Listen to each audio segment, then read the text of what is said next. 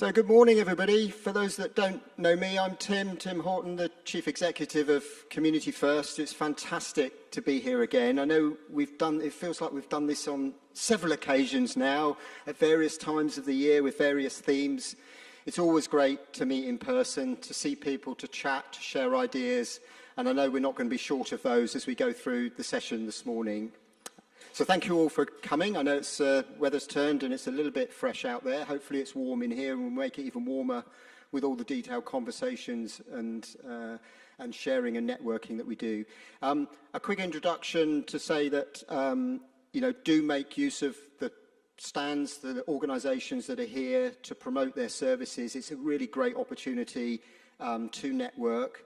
A few housekeeping things to start with, as usual, with these events, just to make sure they run smoothly. Phones, as usual, photos will be taken. Just let us know if you prefer not.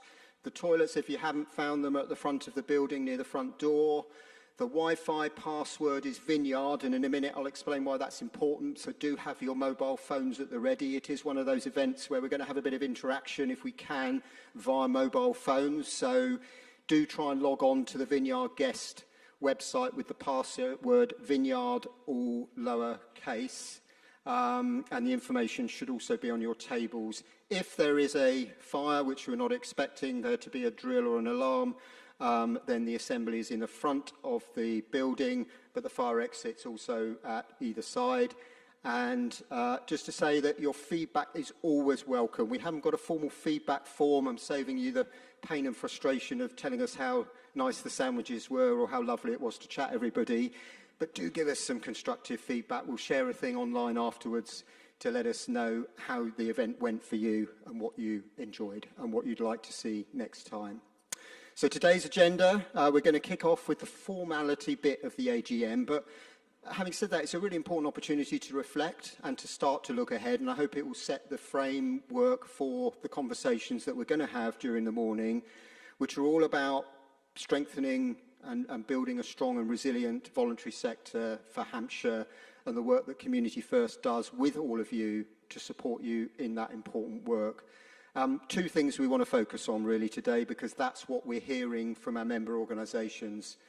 One is funding, and one is about volunteers.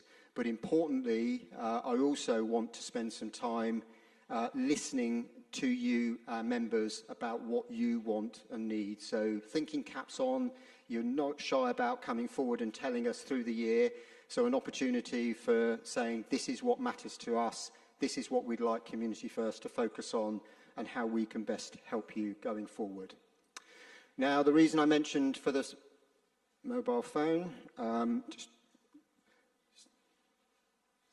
just checking that, yeah, okay. So if you can either scan the QR code, you should be able to do it from where you're sitting, or join at slido.com and hashtag @CFirst.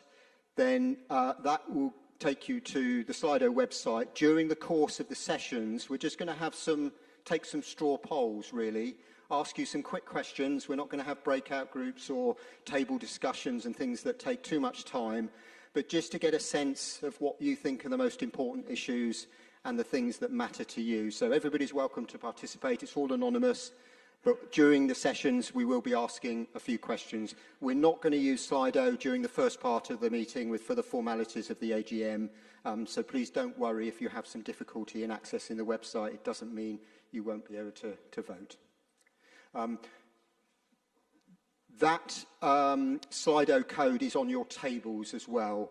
So if anybody hasn't got one on their tables and wants it, then we'll make sure that there's a copy available to you, but there should be a copy on your table to scan in. So without further ado then, we're going to move on to the formal bit of the meeting first, which is the Community First Annual General Meeting. And I'd like to welcome our Chair of Trustees, Sarah Tiller, to join me on the stage as well. Sarah and I will do a bit of a double act through the AGM. Sarah will formally chair the AGM and move us through the AGM agenda. But there is a point at which Sarah herself needs to be reappointed as a trustee and director, and I will take over for that as well.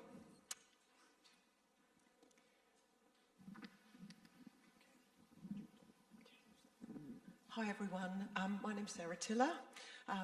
It's absolutely fantastic to be here today. This is my first AGM and hopefully not my last. And it's great to see so many people, but do bear with me if I'm a bit clunky because I'm kind of new to this. But it's really great to have so many people here. And for me, this event is really about hearing what you've got to say. So we'll try to keep the talking from the top here at an absolute minimum. I can see so got some members of staff, members from the voluntary sector. So, you know, please, this is a discussive and opportunity for us to hear what we can all, what you want from us and what we can do together. So we've got the formal part of the meeting to do first, and this is our formal AGM, which we are required to have every year. We've received a number of apologies from a number of members, and rather than read all those out, those will be noted and circulated with the minutes. So that's the apologies.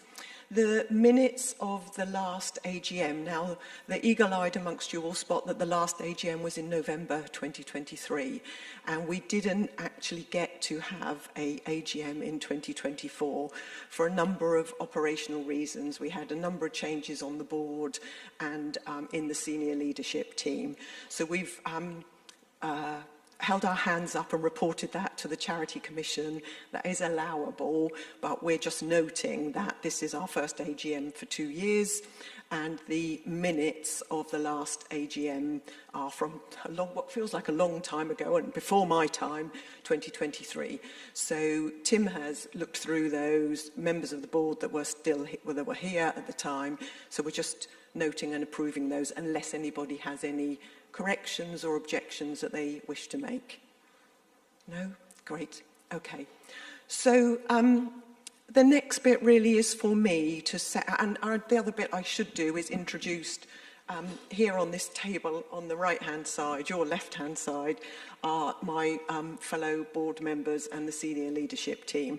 So if you want to speak to any of us at any point, then please do collar us and have a chat.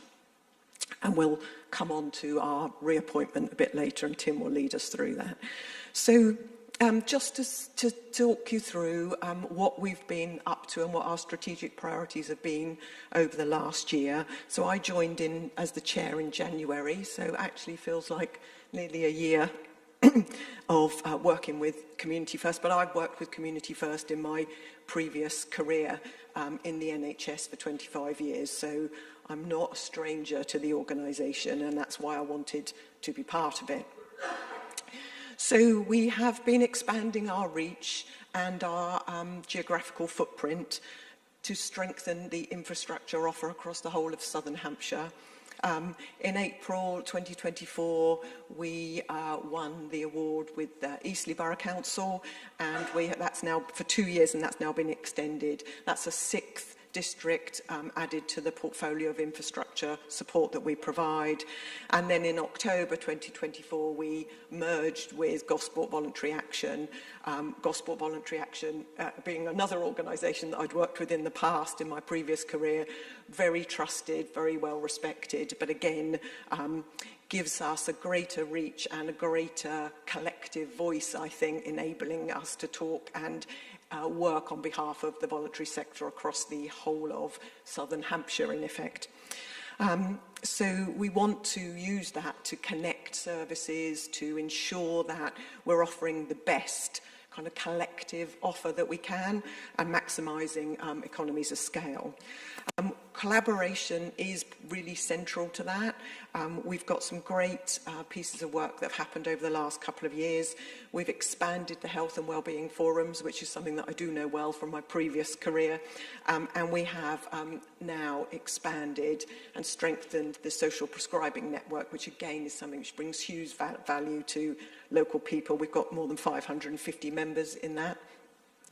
The New Forest Youth Forum, we've been running joint funding conversations across young people's organisations and to give us a greater understanding and again a greater collective voice. And we coordinate 5 local children's partnerships across Havant, East Hampshire, Winchester, Fareham and the New Forest, which again brings that kind of scale and collective voice. And of course, we've been working closely with all the voluntary and community sector organisations across our footprint and adopting that collaborative approach with all of you. Alongside that, one of the things that I've learned as I've come into this role is we deliver a whole range of really essential community services, and those are our kind of financial bedrock of our organisation. The actual business model of the organisation focuses on delivering some of those really core community services which people value and which make a difference to people's lives. And that brings a financial stability which actually we should all be really proud of. And we've got a whole range of community transport services, support for vulnerable adults, support for people living on their own, counselling, and community hubs and community centres. So it's quite a broad portfolio of service offers, but that does give us some resilience as we head into the uncertain climate ahead. We've developed some more community transport services, and we remain the largest community transport operator in the county, the whole of the county of Hampshire, which is something to be really proud of, and that's included generating investment and reinvestment and winning new contracts. And we've also used our scale to pilot some innovations like demand responsive services, so testing different ways that we can provide services to local people. The scale and the resilience is something that is important. That following the merger with GVA, the revenue for the organisation has grown to £4.39 million, and we do have reserves of £2.47 million. And we do want to talk to all of you today about that and about our priorities for that and how we should be using it and prioritising it in an uncertain world, and the balance that we need to get in that in terms of what we invest, what we spend, and what we keep to ensure that we've got resilience in the long term. We've invested in digital first, we've got organisational self-service, and we have enhanced our volunteer first platform. We've done quite a lot of work in this year around strengthening our governance and leadership. We have a relatively new board of trustees, some people who've been with us for a while, and others who are new trustees who bring commercial experience and from a diverse range of backgrounds. And we have been strengthening our senior leadership team. We've appointed a new Chief Operating Officer, Alex Barrett, who's here with us today and is going to speak to you all later, to give us some more strength as we go forward. So all of this work enables us to expand our support to all of you and to local people, to provide services that make a difference to people's lives, and that's our ultimate goal. And Tim will talk to you a little bit more about some of those things later in his bit. So looking ahead, what can I say? It's pretty tough out there, isn't it? We feel it, and I'm sure you are all feeling it. So there is rising demand with reduction in some of the statutory services. We know that people are turning to and relying on the voluntary sector more and more, and yet we have rising costs, staffing challenges, and it's more and more difficult to compete for funding. So everybody is going after the same limited pots of money, and there's a difficult situation that creates for all of us. We know that people are facing multiple barriers to services, and our job is to help people navigate through that, but it's a complex world out there. So we feel it, we know you feel it, and today really is part of how do we help with that? What are the things that are most important to you in tackling that and providing a support network as we all go forward in that world? We are going to be reviewing our strategy in early 2026. That's one of my personal key aims as we go forward, is that we're really clear across the board and with our members what our objectives are and that we stick to those objectives and we are able to monitor our performance and account for the work that we do. And the board absolutely owns that and is taking that work forward. I think in the current environment that means we've all got to remain agile. The local authority environment is changing. We don't quite know what that's going to look like. The NHS commissioning environment is changing and we don't quite know what that's going to look like. And we are working with partner colleagues who are all up against a very changing environment and their own jobs are fairly unsafe. So we're all in a really difficult world. We need to have a collective strong voice for the voluntary and community sector as we enter into that changing environment, because we know the value that you all bring and we need to be able to vocalise and act as a single voice for the sector in an environment that is going to be changing. So that's going to require us to reshape our delivery models. It's going to require us all to think differently, to look ahead, to be more commercial, to look for different funding opportunities, and Alex will talk to you a little bit about some of those ideas. It's going to require us all to be creative, to not do things the way we've always done them, but to use all of the collective brains that we've got here to think about how we do the things differently, so that we can continue and grow the amazing work that everybody does. So that's really what today's all about. You know, we want to listen to your views on that. We want to hear what's important to you. We want to shape my fellow board colleagues are here. We want to shape what we do as an organisation in the future to deliver that. So please do, don't hold back. We're really keen to hear everything, and I'm really excited to meet you all. Thank you.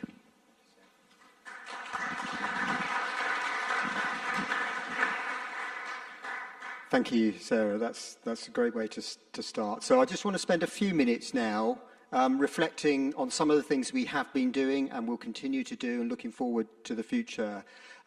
There's quite a few kind of statistics, and it's so hard standing here to do justice to the real kind of tangible impact and difference we make to people's lives, not only through the wonderful colleagues and team that I've got working with in Community First, paid staff and volunteers, but the myriad of partner organisations that we work with. We couldn't do it without you, both staff, volunteers and partners, and that's certainly something we want to reflect on. I wanted to start by just sharing a little bit about our infrastructure support. So we're now covering more than 60% of Hampshire as a single organisation. Our strategy has always been to combine organisations, bring partners together, to pool resources and do things more effectively and efficiently. And I think that the traction, I reflect on my own sort of 12, 13 years of being with Community First. We started in Havant and East Hampshire, bringing those organisations together, and now the map of covering more than 60%, providing that consistency, that robustness in the infrastructure support is really important.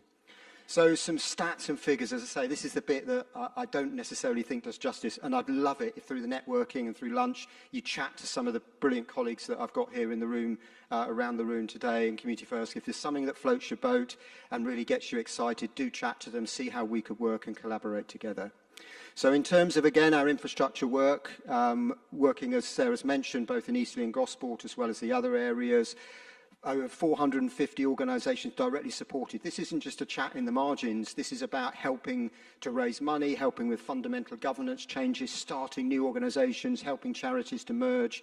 So really difference that we're making to that large number of organisations. Lots and lots of training still being delivered in our organisation. We constantly have to look at how we fund that and pay for that. We're determined to still give our members benefit from heavily subsidised and, where possible, free access to the really important skills development that you need.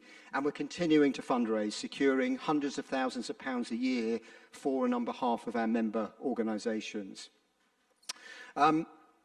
Other work that we're doing, of course, vitally important, and again, a part of the reflection that we're going to take this morning is about work with volunteers, recruiting and mobilising volunteers. And we've got a wonderful team of volunteer service colleagues who really lead and champion that work. Over 550 volunteers have been mobilised, and given the shortage of volunteers and the struggle and the decrease in numbers, that's a really remarkable achievement, and including a real target and emphasis on getting new young volunteers involved. So we start that volunteering early, that volunteering journey early in their lives and try and sustain it. We've had over 128 organisations sign up as new organisations to the Volunteer First platform. We're also delivering some really direct support. So we've had a really successful programme of the Time Bank in Walmer Forest. Now, sadly, the Time Bank has come to an end temporarily, although we're exploring new ways of delivering that. It ran for over 6 years with lottery funding, supported entirely by Community First and working with partners in the Whitehill Borden area of East Hampshire. A really brilliant programme helping people to get involved in volunteering, but like everything that funding comes to an end, it is time limited. It's sometimes right to take a step back, look at what we've achieved and how we can move forward with partners. And some brilliant work with our supported volunteering programmes, Positive Pathways in Havant and Community Spirit in Gosport, helping people that would otherwise perhaps not engage directly in volunteering, that need that extra hand-holding to get them into volunteering and support them really effectively.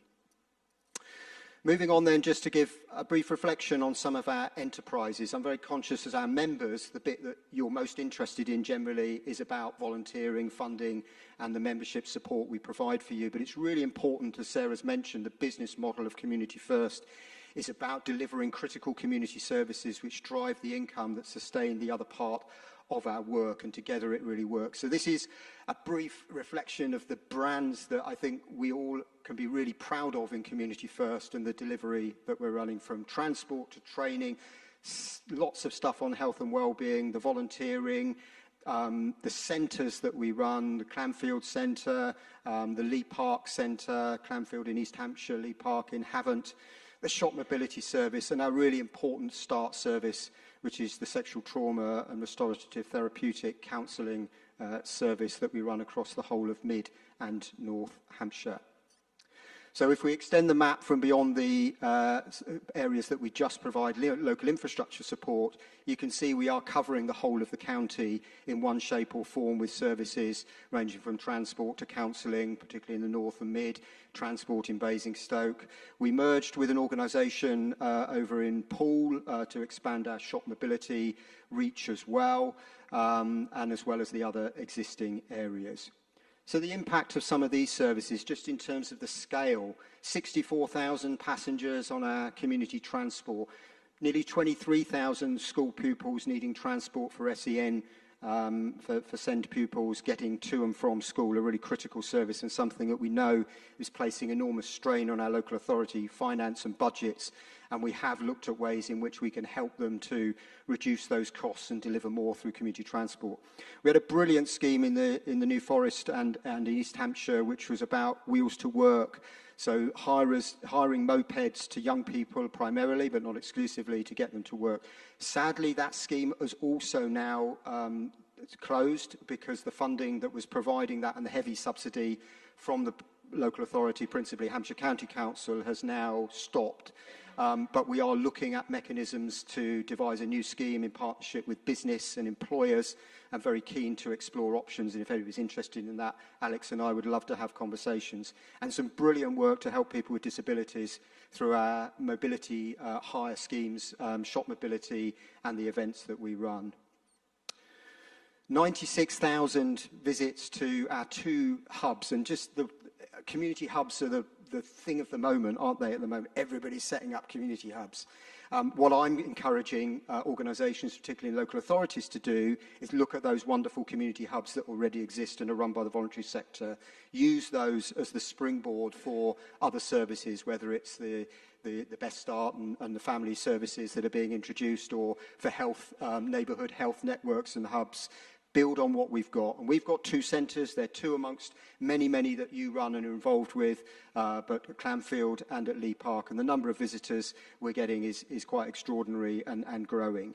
Our Start Counselling across North and Mid Hampshire helped over 500 victims and survivors of sexual trauma and abuse. I wish it was not a service we had to provide or was needed. Sadly it is, and sadly we're seeing many more people being brave enough to come forward to seek help and support, and that much valued service is something that we can rightly be very proud of in Community First. The work we do with young carers, and the young carers team are here today, Marie and others, to do have a chat with them in the New Forest, and I know there's other young carers projects across the county, but some really increasing number of important work with young people who not only have to survive what every young person has to, but has to deal with those caring responsibilities, and some magnificent work that the team does to help and support over 140 young people alone in the New Forest. And just the sheer number of activity sessions and things that they do is brilliant, and includes over 1,700 respite hours. And some of the work we do helping individuals in their own home, in their communities. So our home services and home helps helped over 400 clients. These are about keeping people safe, well, happy and healthy in their own home for as long as possible, to avoid that burden on social care and on our NHS partners. Helping with just some of the more mundane but really important tasks around repairs and decorating and gardening, things that we all worry about if we can't do them or are in a position where our health doesn't allow us to do them. We've got a fantastic scheme, Close Encounters, in partnership with Age Concern and Age UK, running in Gosport. Again, we've got some financial challenges around sustaining that. We're into the final year of a long-standing lottery programme, but we've supported over 360 people in the last year through befriending, volunteer befriending and advocacy. And again, the team who work on that are here today, so do, if you're interested in that, have a chat. And we organised over 800 healthy walks, running healthy walks across Fareham, Gosport, New Forest and Winchester district. Something, motion is lotion. That's the sort of mantra of all taking some responsibility for our own health and well-being, getting out, doing something. And for even people who find walking difficult, that's where our mobility services come in and help people to enjoy the fresh air, to enjoy the social inclusion that walks bring. And it's such a simple, pleasurable pastime, with no surprise that the numbers attending the walks are rapidly increasing. So that is a whistle-stop tour. No way can I do justice, and as I say, I would urge you and my colleagues who are here in the room to engage with our members and talk more about the brilliant work you've done. I've not been able to mention things like our fabulous Christmas lunch that we run in Fareham every year, and I know Fiona, who's a brilliant volunteer with Community First, does some fantastic work behind the scenes to organise that from about June or July onwards, and we're getting closer and closer. I look forward to driving a bus on that day and participating, and to things like our Ukraine support. So I know Larissa isn't able to be here today, but brilliant colleague who works in Gosport and now also in Fareham, and also a conversation about work we can do to support Ukraine families in Havant as well. So just some really good work that often goes below the radar, but is so critical in supporting people who might need that extra help, and that's what we're all about. But thank you. I'm going to move on at a fair pace. We'll try and allow some time for some questions and some reflections towards the end of the formal bit of the AGM, but we've got a couple more bits to get through, principally around the appointment of trustees and directors, and then to look at the accounts, which Tanya Douthwaite, our Finance Director, is going to support me with. So firstly, the appointment of trustees and directors. As Sarah's outlined, we're run by a board of voluntary trustees. Community First is a registered charity and a company limited by guarantee. So we have the same individuals serve first and foremost as trustees of the charity, and then also serve as, at the same time, as directors of the limited company. Trustees are appointed for a 3-year term. We actually have a retirement by rotation, so a third of our trustees can retire by rotation each year and are either put themselves forward or are nominated for reappointment or can decide to step aside. I'm pleased to say that we have 2 directors, Dr. John Evans and Clive Graham. Clive is here today, who are retiring by rotation but standing for reappointment to provide that continuity and support. As Sarah's already outlined, we've gone through quite a transition. Actually, all of the other trustees that now are serving on Community First Board have been co-opted since our last AGM. So we do need and have asked all of them to stand down and to stand for reappointment, and I'm pleased and delighted that they all have. I should say that we ran a fully open public recruitment for trustees. I'm very happy to talk to organisations looking for trustees and share experience of how we did it. And I know there's no easy solution. And of course, our members were part of that, and you were all invited to nominate. I will towards the end, when I talk about membership in our event, give you another opportunity as members to nominate trustees going forward. But these are the trustees who are now standing for reappointment. That's Sarah Tiller, Ian Reeves, Claire Savage, Owain Little, Tina Pullin, Vivian Carter and Simon Mortimer. They bring a range of expertise relevant to the voluntary charity sector, working in businesses in Hampshire, in other organisations, supporting other charities with experience ranging from marketing to specialist experience of young people to business development and finance. So we're delighted that we've got such a skilled board as well as Sarah's own background in health, which is really important to us going forward. If you want to read more about those trustees, there's always short biographies and biography of each director on our website, but please do look at that. I'm now asking for members to approve those trustees' reappointment. Can I take it that I've got everybody's approval? Thank you. And does anybody have any objection or wishes to abstain? If you could just raise your hand so we can note that. We don't need to note who you are, but just a number for the minutes. Okay, fine. I take it that the trustees now are reappointed. And I should just say a huge thank you to our Board of Trustees, as I know organisations value trustees. Without trustees, organisations simply don't exist, and we can't do all the brilliant work that we do. So we greatly value the work that all of our trustees and the volunteer time that you spend.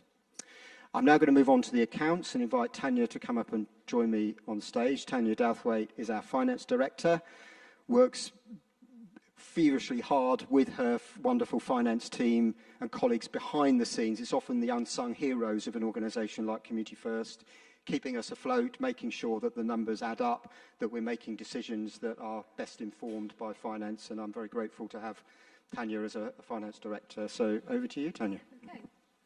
Thank you very much, Tim. So as we've mentioned, we've got 2 years' worth of accounts to approve. We've got 23-24 and 24-25. So in your handouts, you've got some copies of the income and expenditure account and the balance sheet. And there are full copies of the accounts on our website, and I think there's also some on the page as well. Okay. So just a very, very quick overview of our numbers. Our income increased from 3.3 million to 3.6 million. And this is partly due to organic growth through inquiring through new services, through mergers, and also inquiring new grants and contracts. We've also got quite a lot of money through from mergers. So in 23-24, we merged with Wheels for Freedom, an organisation in Poole, and they donated 79,000. When we merged with GVA, we had 809,000 of reserves donated to us. That's not just cash, that was assets as well. It's 50-50 split. We also received donations of reserves from 2 organisations who closed down. Acts of Kindness in Gosport, and It's Your Choice in the New Forest. Excuse me. And that was £80,000, which was donated to us, and we used that money to help groups in those areas. Our expenditure increased by 16%. This is due to a number of factors. First of all, increased delivery costs of our new contracts and for the new services that we acquired through merger. There were new staff who joined us and through the mergers. Mainly inflation is a big factor, like it is for everybody. The cost of living increases for staff for 2 years. Finally, we've had some restructuring costs, some redundancy costs, because we're looking to the funding costs cuts that we got in the current year. So one of the other factors in our accounts has been a movement on the Hampshire County Council pension scheme. As a member of this scheme, if the fund is in deficit, we have to provide for our share of the deficit. The scheme is now in surplus. How long that will continue, we don't know. But this means at the moment we don't have to provide for any deficit. So we've been able to add that back to our reserves. So if we can move on to our second slide, you can see that our assets have increased from 1.7 million to 2.5 million. So in addition to cash and the mergers, we received some assets. Main asset that we received was a property in Gosport with a book value of £350,000. We've also invested in some fantastic new vehicles for our transport service. Our creditors are very low, especially now that there's no pension fund liability.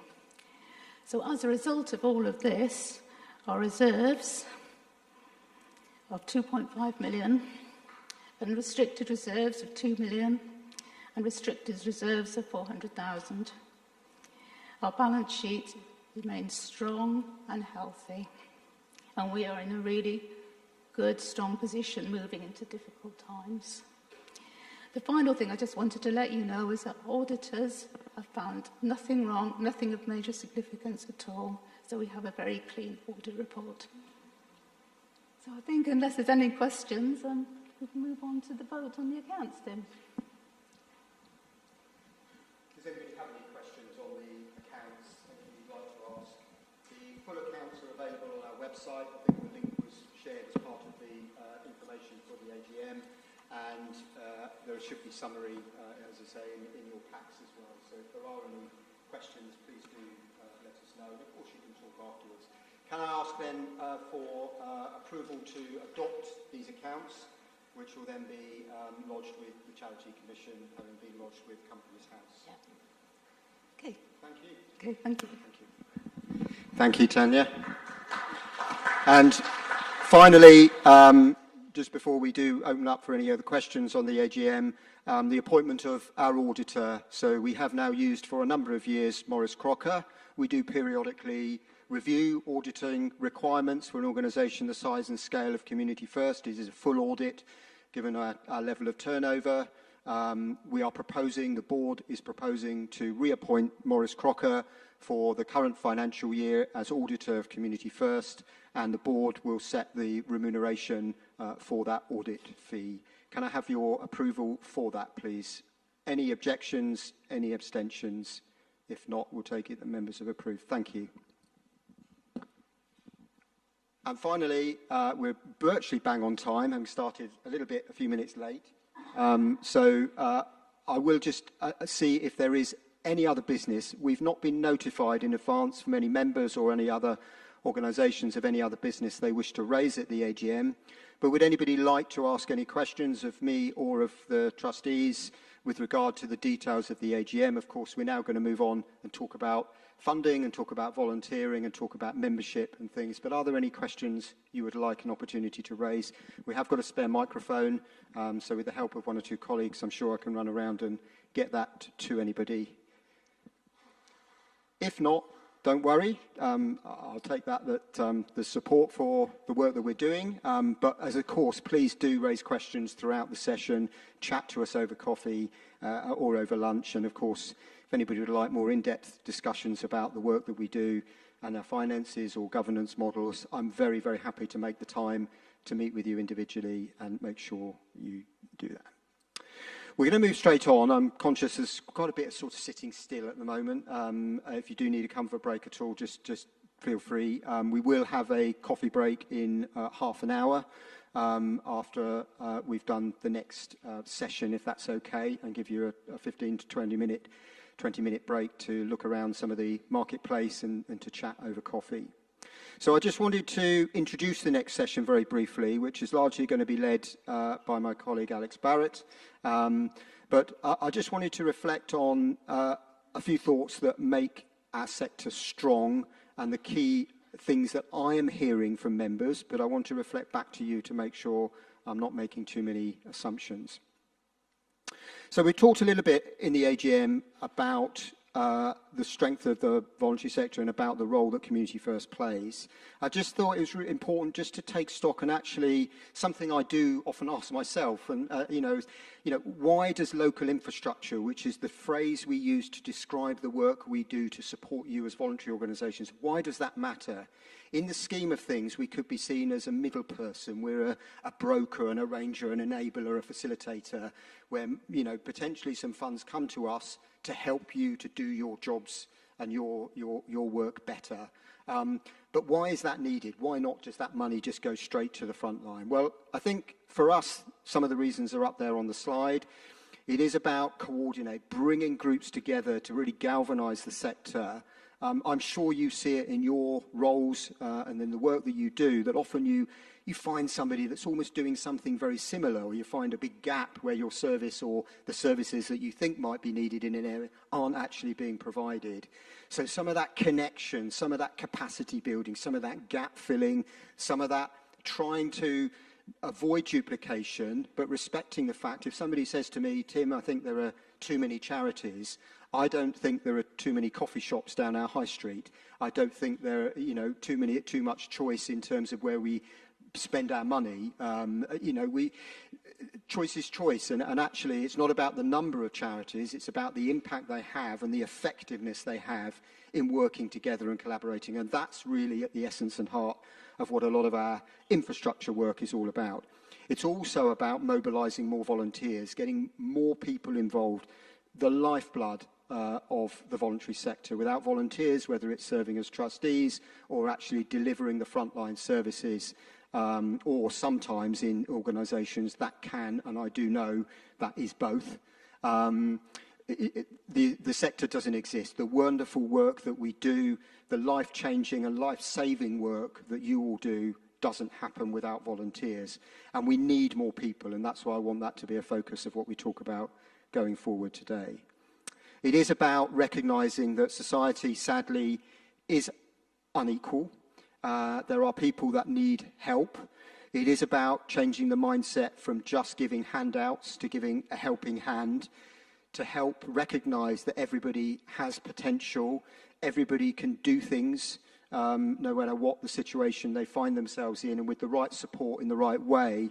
It's about empowering individuals and building that community resilience, not about just keep spoon-feeding and doing things for people. There are times where people do need things done for them, of course, and we recognise and reflect that. And in emergencies, I know how many organisations rally round and do that. But it is about recognising that society is unequal. I think going forward, one of the things that we would be looking at as Community First, along with many other organisations, is how we better target our resources at those communities in need, those people in society that need our help the most. That's not to ignore others that want to contribute and need some help from time to time, but how do we best use those limited resources that we've got? And as I've said already, that strength is about pooling resources, not just the resources, talents that we've got internally within Community First. We are very open to partnership, working to collaboration. I see that as something we probably should do more of, or could do more of. So really look forward to conversations alongside those we're going to have as about reviewing our strategy in the coming months and into 2026. So what makes us strong and resilient? Well, I think there are three ingredients that are very hard. I could have done this as a kind of Venn diagram, or it's very hard to separate them out in isolation. The first is funding. Without doubt, we are facing something of a significant crisis in the voluntary sector about the ability to raise money, the competition that now exists, the lack of potentially new funding resources, the huge increase in the number of bids going for the same funding sources, and how we make sure that we're maximising the opportunities that exist. And that, without doubt, is one of the key things that you, our members, tell us you want and need help with, finding new funding sources, looking at how we can do things slightly differently that may unlock other funding. I'm delighted that Alex is going to share some thoughts with us on that from a slightly different perspective this morning.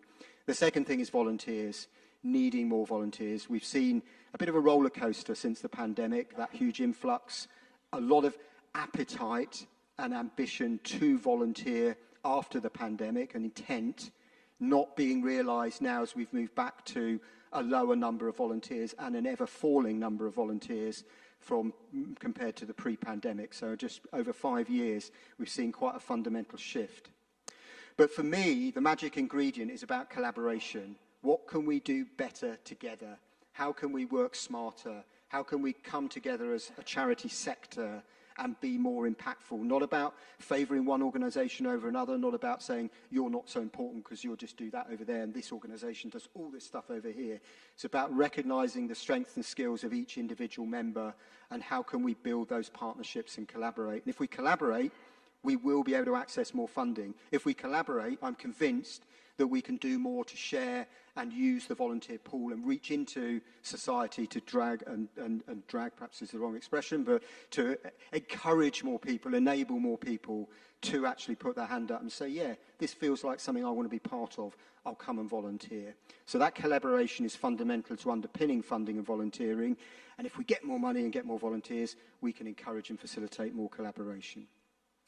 That was my brief introduction, but I want to hand over to Alex. So come and join me, Alex. Alex is our Chief Operating Officer, brings a wealth of experience. He'll introduce himself and say a bit about his background, but from the commercial sector. And I think this was a deliberate tactic of ours at Community First to look at the fact that we know a lot about charities, but actually charities these days need to be very business-like. We need to be focused and learn from the skills. It's not about undermining or cutting across our social impact. It's about being more effective and more efficient and learning the skills that come from business. And I'm delighted to be been working with Alex now for 6 months and look forward to that continuing going forward. So over to you, Alex. Thank you. Thank you very much. Good morning, guys. My name's Alex. I'm the Chief Operating Officer for Community First. Going to run a little bit through who I am, the kind of funding reality that we've kind of touched upon already this morning. And for me, why purpose matters.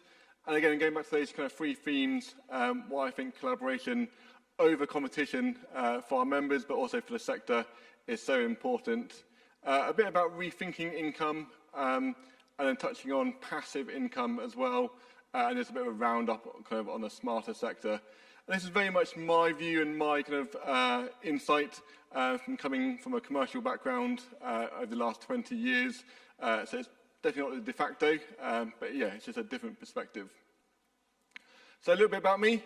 So for the last 20 years, I've always been in and around marketing and new product development, be it back in the very start, working for a training Quango, through to theme parks. So I spent a long time in my career with Merlin Entertainment in marketing and analytics, and then through to the last 9 years with an engineering company. Again, facing some of those challenges in terms of sector change that we're seeing within the sector now. But for me, fundamentally, at the beginning of 2025 or end of 2024, I wanted to make a change, and whilst I need to think of a better phrase to use, I wanted to work for that profit for purpose. I worked for many organisations over the years and seen lots of hard work go straight back into shareholders' pockets. I want to kind of use the skills I've had and kind of train teams and bring teams along on that journey to make sure that we're doing some good in the world we're around.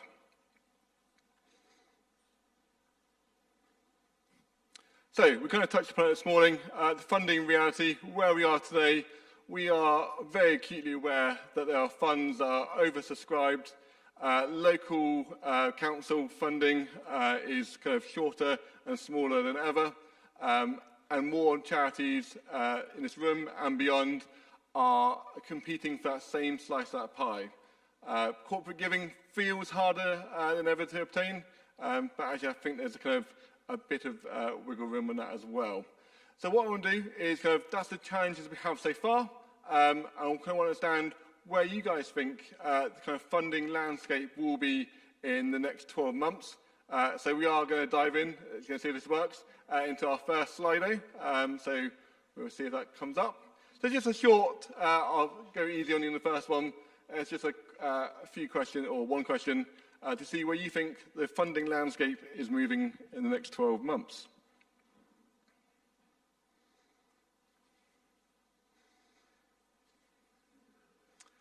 Let's have a look. Wow, that's pretty conclusive. And I think that's the key here is remember that isn't because charities or projects are failing.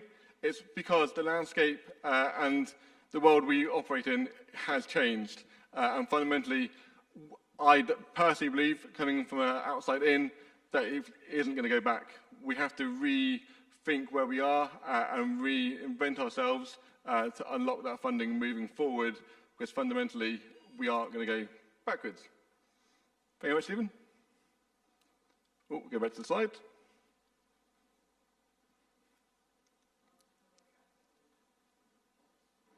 There'll be another one, Steve, don't worry.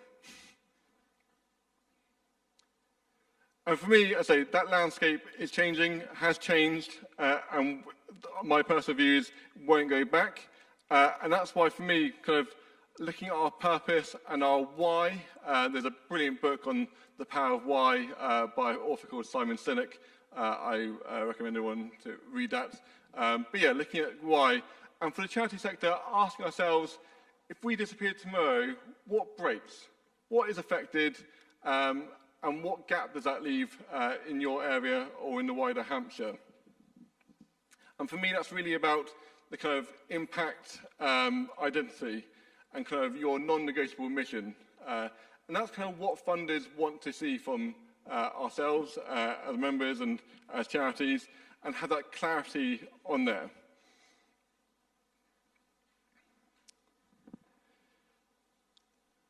And kind of delving into your USP, and it's not just about kind of we deliver X, Y, and Z, but again, it's going back into that why, highlighting what we do as groups differently and emphasising that impact.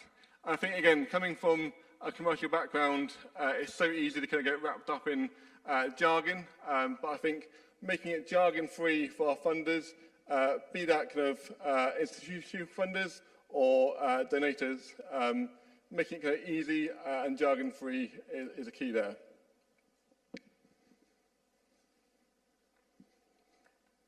So yeah, for me, kind of knowing your USP kind of helps prioritise and focus that view of what you do and what you can deliver, both for your users, members, or funders as well. The next bit was kind of collaboration over competition. And again, we have, from a commercial background, I've always kind of looked at kind of what can we do differently, how can we work with people, and ultimately, where can we add value to projects? And for me, again, we touch upon one of those funding challenges is with our many charities going for the same part of the pie. And actually, how can we work differently together? We have a shared mission or shared users, maybe shared resources, be it offices or back-in-the-house functions, and definitely kind of similar funders. So instead of competing for that bit of pie, working together, collaborating, who are we serving and who can we serve better working together? As some of those examples could be resources and space, so be it office, partnering bids and doing consortium bids. So again, making sure we have a stronger focus, be it geographically or be it purpose-driven, and driving that bids together and supporting each other. So there's a lot of kind of AI bid tools and making sure we are kind of bid ready, but working together collectively as a sector to kind of, achieve those bids and working together. Or training on that. So coming together, pooling our resources on those training courses and making sure that our teams are well versed in it. So now's your chance to use Slido again. We're going to pop into, where do you think collaboration could support your organisation?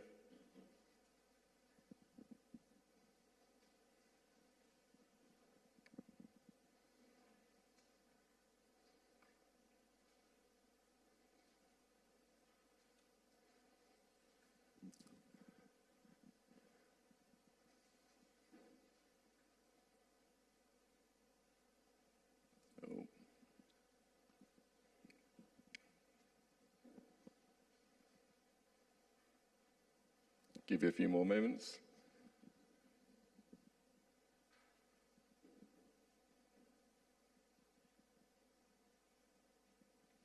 So it's a really interesting view there, because actually, whilst we're talking about funding and fundraising being kind of a crucial part of us, actually, if we collaborate and share some of those service delivery costs or those training costs or those back of house, it takes off that pressure in terms of what fundraising you need to do. Again, it goes back to that point of the why and focusing on what you're delivering and who you're delivering that to, while kind of absorbing those other costs that we don't want to have, be it HR, be it finance, be it IT, those what I would refer to, and there's a brilliant little fund for small groups of the boring cost funds.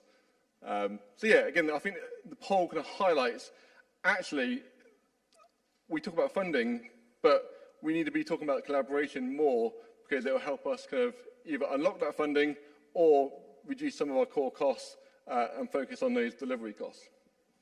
Brilliant. Thank you very much, Stephen. And the thing is, collaboration is already happening in pockets across our sector and across the county. We've seen it with our mergers and we see it with members as well, as it's happening day in, day out.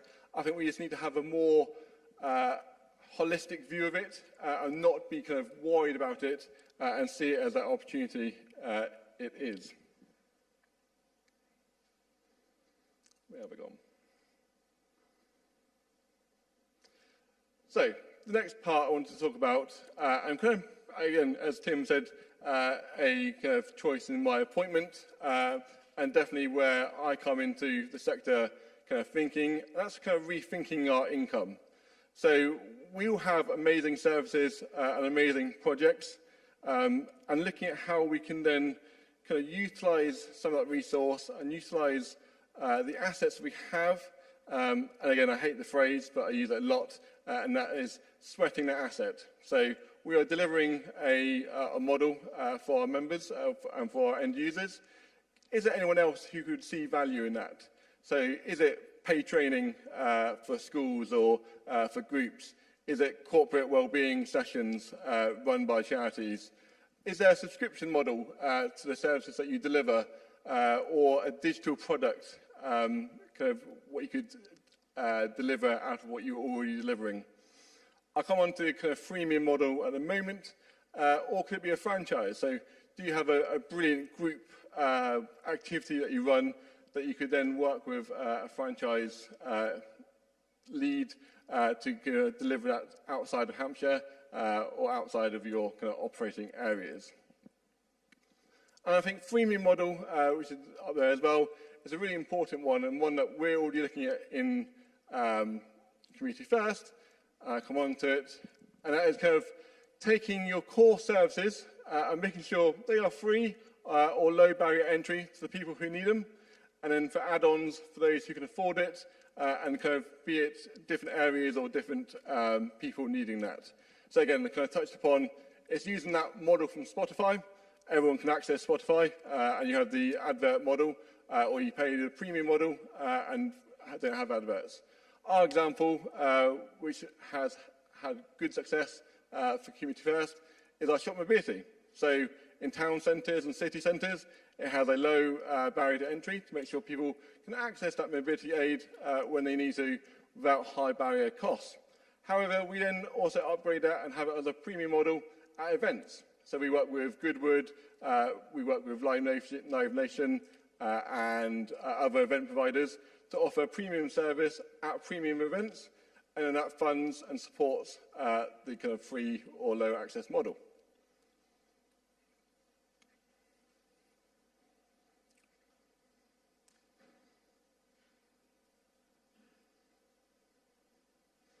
So outside of freemium model, the next part I want to talk to you about, again, these are just ideas and just things that I've kind of coming out of a charity sector, coming into the charity sector from a commercial, where I've kind of seen a difference, and kind of some low hanging fruit as well, and making that difference kind of quickly.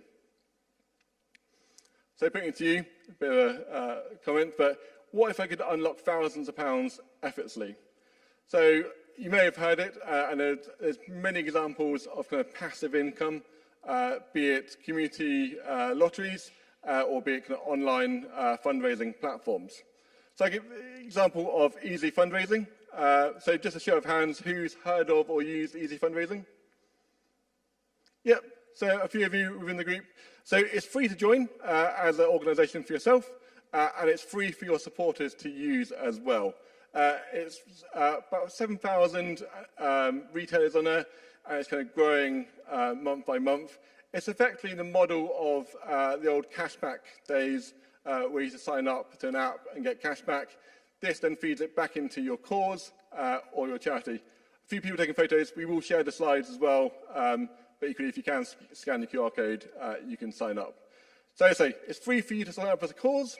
It's free for your members to join. And actually, it has quite a, as I say, for little effort, it can produce some really good results.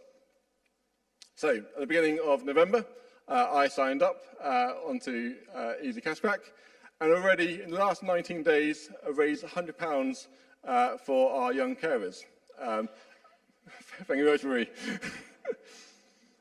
And that's all generated from, there is a M&S food shop for my kids' party, some food for the adults. I renewed my car insurance. That was up for renewal on the 26th of this month, and that added £19. My broadband was up for renewal, so that's £50 into it. And then we made a hotel booking for the Christmas period to go see some of our family. And again, there's 4% on that. I say there are thousands, as I say, 7,000 retailers on there, and it does range from small percentages up to thousands of pounds worth of donations for things like life insurance and home cover. So it's well worth, as I say, taking that QR code and looking at it, because again, it's that passive income. It doesn't require you to be knocking on doors and to be out there with your buckets. It is a way that your supporters can engage with you and support you for things that they're doing in their everyday.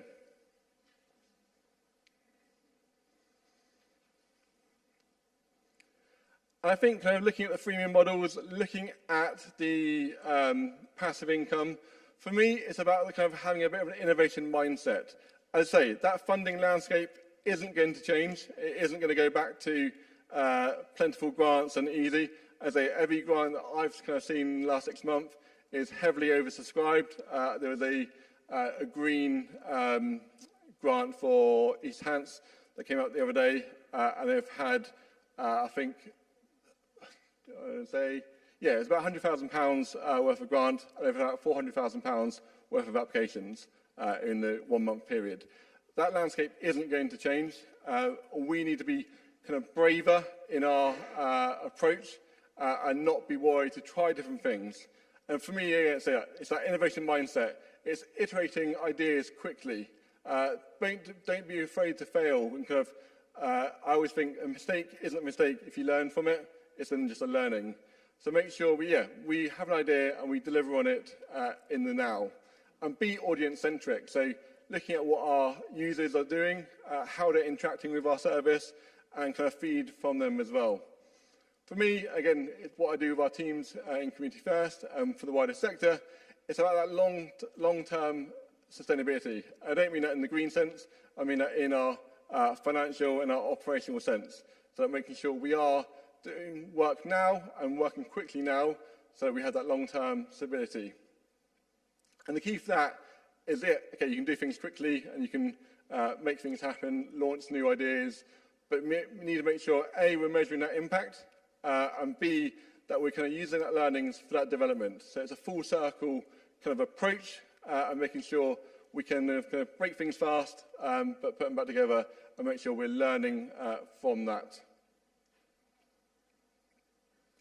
So for me, obviously I've been in the role for 6 months now, and it's about the kind of next 6 months, but also kind of the next 10 years and what that will look like. And for me, both Community First, but also for our members, it's sharpening that why, making sure our focus is purely on what we are delivering and what stands us apart from commercial offerings or other partners outside of Hampshire. Collaboration, don't compete. So working together, be it on that pooling of that funding, of applications, of resource, of knowledge, events like this, and I'll come on to one of our slide areas in a moment. Is it worth more us getting together, maybe smaller groups, and working on funding bids and seeing what that landscape is, looking at ideas?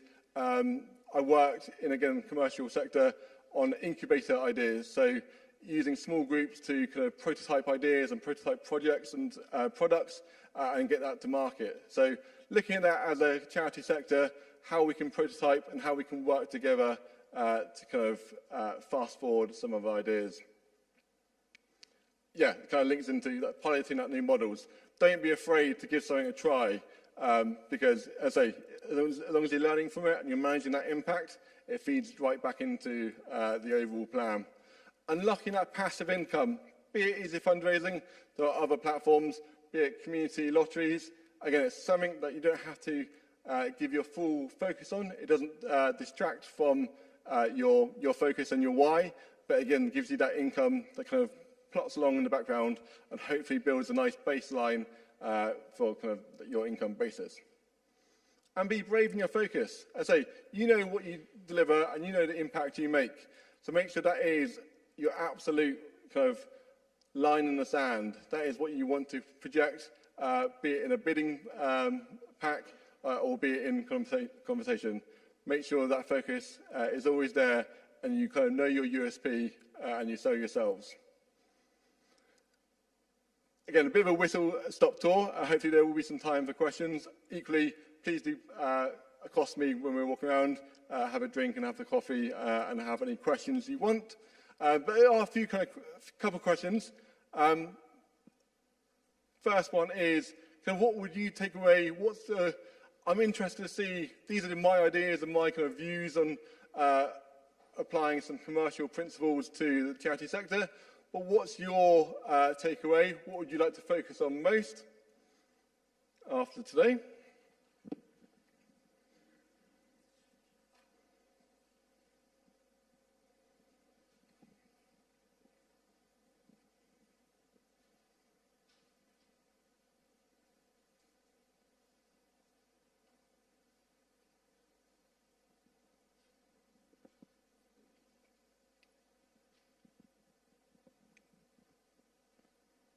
Fantastic. Already, I'm glad to see that collaboration is kind of a high point there, because as I say, it's those, Tim talked about at the beginning, it's those 3 pillars, and actually it unlocks so much more to do in terms of service delivery, but also those kind of hidden, boring costs as well. And I think as we collaborate together, both as members and with Community First interacting, we can lower some of those core costs and make sure that we're then delivering on our focus and on our why.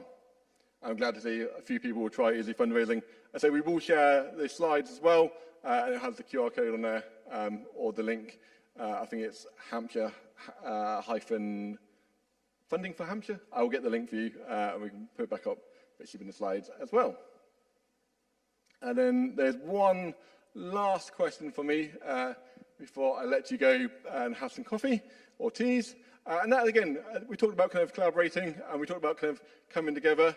I'd be interested to see if you'd be interested in kind of smaller or kind of funding workshops and funding conferences and exploring some of the themes that we already looked at today. Brilliant. Looks like we're going to be organising one of those. Fantastic. If we go back to the slides quickly, Stephen.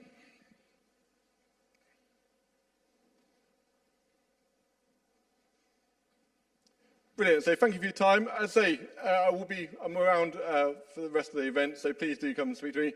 I think we're going to have some teas and coffees, some time to talk to our lovely network stands as well, and enjoy. And then we'll be back at past. I'll hand you over. You know the time. Thank you very much, Alex. I think it's just really helpful to sometimes just hear things from a fresh perspective. Yes, do think about questions, just on the very last point, I have been having some really interesting conversations with the likes of the Hampshire and Isle of Wight Community Foundation and Jackie Scott, who's the Chief Executive there. Apologies that she couldn't be with us today, but you may have seen her recently, has been talking about the real rise in pressure on funding bids that they receive for their grant pots. It's risen something like 10 or 12-fold compared to previous year in terms of, so they cannot fund all of the organisations they want to fund. I've also really want to explore more fully the opportunities with corporates for partnerships. Sometimes that's about volunteering, and that's a segue into the next session after the coffee break, about using expertise from the business sector to help charities. That means that sometimes we don't have to spend the money ourselves. So it bypasses the need for funding if we can get that expertise and help from somewhere else. And we have started a programme around building connections, which myself and my colleague Moya have been working on, and are gaining some traction with corporate sponsors, partners, and people that want to be involved in charities, that want to deliver social impact. So I've had some interesting conversations with a couple of people who are very keen to come and support an event in Hampshire, and we're looking in the new year at potentially a funding network to help with that collaboration, and a funding conference and funding event to really talk about what can we do better together in Hampshire to unlock some of these bigger pots of money, but we can only do it by coming together. Grab your coffee, have a chat, ask questions. Join us again at 11:40, so 20 minutes, just a shade over 20 minutes, and we'll be back again for volunteering and membership. Thank you.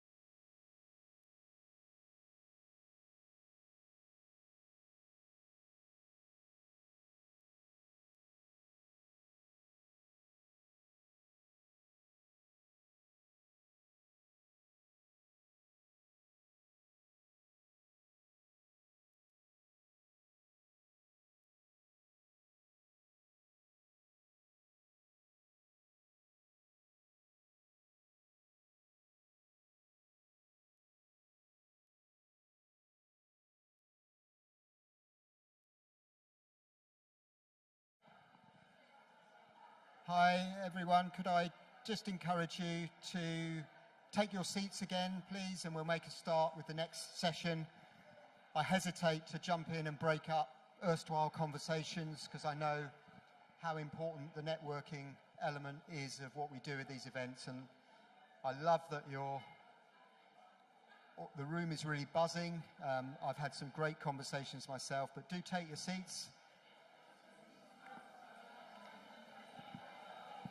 And we'll make a start. I want to finish by 12:30 to allow plenty more time for networking, for you to look around the marketplace and to, of course, enjoy some lunch.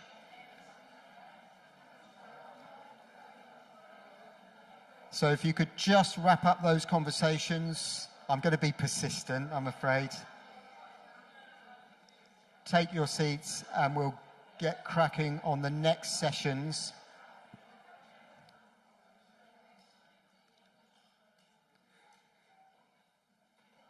Thank you.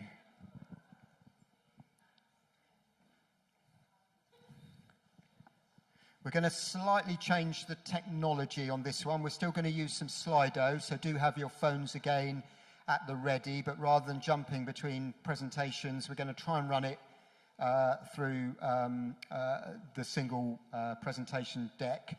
That does mean I'm going to be doing a little bit of craning my neck looking this way. I just hope that I don't take a tumble off the stage. So, I am a bit of a wanderer when I talk. Let's get cracking then. So, just as a reminder, I spoke before Alex just about the things that make us strong and resilient as a sector. And we've covered off in some part funding. It's such a wide remit and reach though, isn't it? And really, look forward to some of those conversations. As I said just before the break, more events, more people want to come and help us in Hampshire. I've had conversations during the break with some people that I think can help us to help unlock other funding. I want to move on and talk a little bit about volunteering now. And again, I am open to people asking questions and commenting, so do reflect on the thoughts. There's some Slidos, chance for you to say what you think, but I know volunteering is so important and volunteers are so important to everything that we do as charities and organisations. So I just wanted to reflect on some of the landscape. It's so difficult. There are lots of reports being produced at the moment that are reflecting on the trends in volunteering, the numbers. So the scale of the challenge then. So despite that sort of uplift we saw post the pandemic, I hesitate to kind of reflect too much on what happened during the pandemic. It unlocked and unleashed that sort of human spirit though, didn't it? That potential that's in all of us to be kind and caring and to do things that matter when needs must. And I think if we can somehow unlock that in the mainstream without a pandemic, we'll crack a nut there. So I don't want to ignore it completely, but it did distort some of the pictures. So we're often comparing ourselves back to sort of 2019 period, 5 years ago, 6 years ago, pre the pandemic. But despite after the pandemic, everyone's appetite was yes. Nobody enjoyed the pandemic, of course. Goodness me, what a terrible thing it was, and the consequences were horrific. But in terms of building that community spirit, that appetite to do something to help each other, there was a significant uplift, and a number of reports showed that a sizable proportion of the population had every intention to volunteer after the pandemic. Sadly, although there was a small uplift in the immediate aftermath, that hasn't been sustained. And although people said they intended to, not all of that has come through in reality. So one of the biggest age categories and demographics for volunteers is the 50 plus. And within that, it tends to be people that are either retired, early retired, semi-retired, certainly not in employment full time. So it's an important demographic. It's still a significant majority percentage of all volunteers are aged 50 plus. And a really interesting report from the Centre for Ageing Better, just produced very recently, which is why I'm referring to it, because it's about the latest stats that have come out. Over 1 million fewer volunteers aged 50 plus over the last 5 years. So that's 1 million in the country, fewer people volunteering. And within that, those formal volunteering, there's actually an additional 600,000 who are fewer people doing what we call the help giving or informal volunteering. It might be shopping for a neighbour, it might be just knocking on the door of a neighbour who's elderly or been in hospital and asking if they need any help. So not necessarily wearing the badge, the formal badge as a volunteer, but just being kind and neighbourly, and fewer people doing that. And combined, we've got lost somewhere in the order of 110 million volunteering hours for that age category of 50 plus. Translated into economic value, over 4 billion in the country. So a real significant, reduction in the loss of volunteers. What I don't have, but would love to have, is some Hampshire stats. Does Hampshire follow that trend? I suspect we do. I certainly have some evidence of the numbers of volunteers in Hampshire declining and decreasing at a similar rate. There are always exceptions that buck the trend. There are always particular projects, programs, initiatives, partnerships, and other things that causes that people do get involved with on a regular basis. But that is telling, I think, and I think that's something. It is a wake-up call, as Carol Easton, the chief executive of the Centre for Ageing Better, says. It is something we need to be mindful of, and what can we do about it? So, just a few thoughts then for me about our current activity around volunteering. Of course, many of you, and in fact I've had conversations with many of you today, will know about our Volunteer First, a platform. If you don't, the link is there. Please sign up if you're looking for volunteers. It's a bit of a dating agency. It's a bit of a matchmaking between people looking for volunteering opportunities and those organisations offering volunteering opportunities. So it's a really simple, easy to use, slick system. Could we make it better? Of course we can. We can always improve, so do give us feedback, but do use that. It's becoming established as a really main platform for those wanting volunteers or for those seeking volunteer opportunities in Hampshire. But I'd love to do more, and we do, I think we need to, in the construct of volunteering in Hampshire, need to work towards that single online volunteer portal. So rather than having a myriad of different platforms you have to sign your organisation up for, or you yourself, if you're looking for volunteering opportunities, have to sign up to, trying to have one single. The caveat to one single is, and some of you will have seen TV adverts, I'm sure, organisation RVS, the Royal Volunteer Service, have launched GoVo.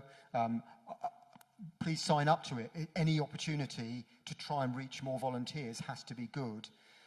So a single national platform to try and get more volunteers. The problem with some of the national platforms is they don't always reach into the finer grain of the local voluntary sector, community and voluntary organisations. And I do think that a regional, sub-regional, a county-wide platform that has enough traction to cover a wider area, not just a single community, but isn't national, so all you end up with is larger national organisations, and you have to go through the head office to find if there's a local branch, to find if there's an opportunity at the place where you want to volunteer. So place-based volunteering platform for Hampshire, I think, would be a really good step in the right direction that everybody could signpost to, use, and really build that momentum. I think there's a lot more we can do to tap into working age volunteers and younger volunteers, and that's a real push and thrust of what Community First wants to do. And I'd really love to talk to members about opportunities, what you're doing. It's not about nicking each other's ideas or pointy elbows to get the company that you've built a good relationship. It's about learning and sharing. What did you do that made that company want to invest time and effort with you, and how can we replicate that? What is really encouraging from the work that Moya and I are doing around building connections is there is an open door. Of course, not every businesses come in all shapes and sizes. Businesses are facing huge pressures at the moment. But one of the constants, particularly for medium and larger size businesses, of which Hampshire is really blessed, is that they want to deliver social value. They want to make a difference for their employees, for their shareholders, for their partners.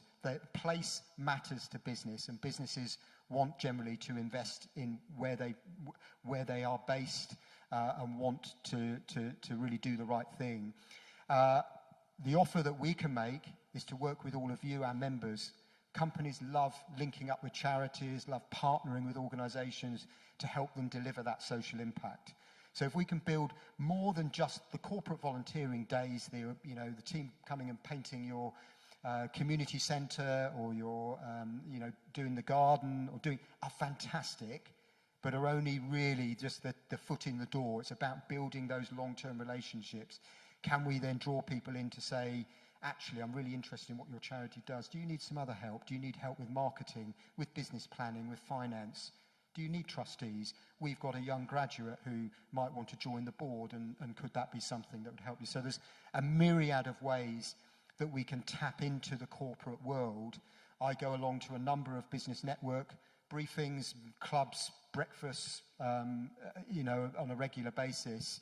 Not because I enjoy a good fry-up, although I do, but because I'm talking to businesses that want to help, that want to roll their sleeves up and come and help and get involved in charities. So there's more we can do that. One of the things we do need to do, and an ask from me to you, is we need to build a kind of shopping list of asks, because quite often we get asked by corporates, we'd love to do this on this day in this way.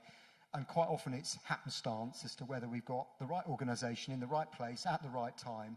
So if we can build that wish list and give that to corporates and promote that and say, yeah, we've got everything from stuff in the New Forest to up in East Hampshire, in Winchester, in Gosport and elsewhere that we work, and give companies choice about what they do, for everything from individual volunteering to up to 30 or sometimes even sort of 50 people.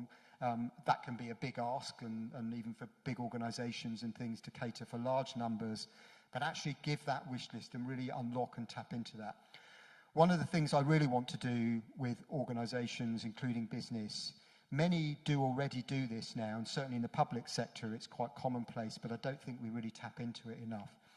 It's about employers giving paid time off for their employees to volunteer. So a lot of organisations do it. I'd love to work with business organisations, Chamber of Commerce and others to promote businesses giving a day a year to start with of paid time off. Many local authorities do it, many universities do it. Even those alone across Hampshire add up to tens of thousands of hours of paid time that people have got to volunteer.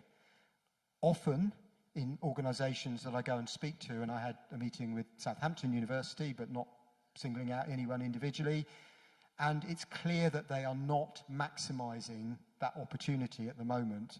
There is a gap between them being allowed that time off. Of course, there will be people in those organisations and institutions that are fully conversant with what's available. They've already connected up with a local organisation and doing it off their own back. But there's a lot of people that know that it's available, but they're not really tapping into it in any coordinated, joined up way.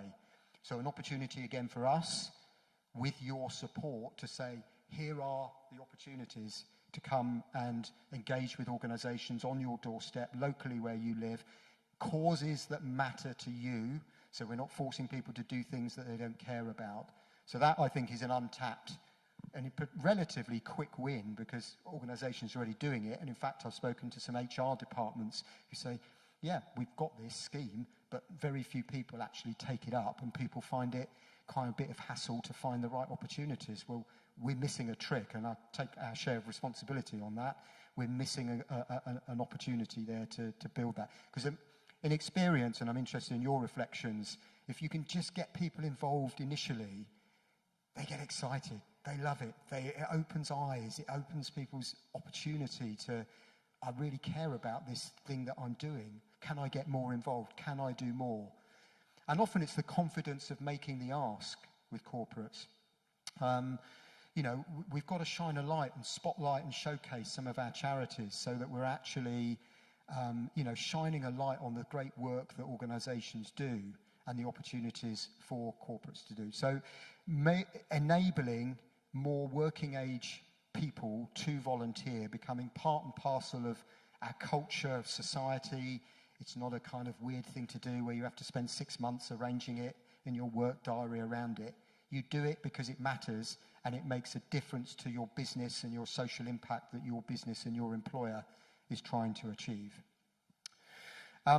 We're also, as I mentioned, engaging with universities and the further education sector. And my colleague, I will name Lisa, who's at the back, has recently, in Fareham with the Southern Colleges Group, really brilliant, innovative piece of work, just to link up with colleges who have marketing students.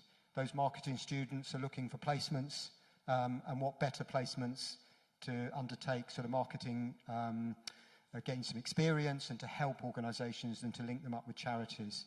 And it's actually now sort of, expanding into a more of a formal sort of selection process where we're inviting people to put forward proposals to link them up with students. Universities are the same. Southampton University, but others are doing similar. Winchester, Portsmouth. Southampton, a big push on being a civic university.